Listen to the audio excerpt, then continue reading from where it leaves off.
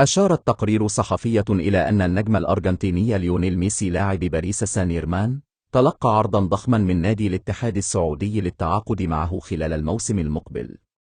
حيث كشفت صحيفة ماركا أن نادي الاتحاد تواصل مع مقربين من ميسي من أجل إقناعه بالانضمام لصفوف العميد في الموسم المقبل، وأضافت أن إدارة الاتحاد تحاول جذب ميسي براتب سنوي قدره 94 مليون دولار.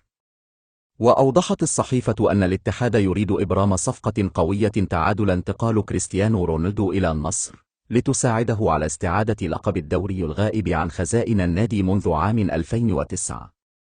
وأضافت الصحيفة أنه بالرغم من أن هذا رقم ضخم ويكشف عن القوة المالية للأندية في الشرق الأوسط، إلا أن من غير المرجح أن ينجح الاتحاد في مساعيه، لأن ميسي لا يزال حريصا على اللعب في أوروبا.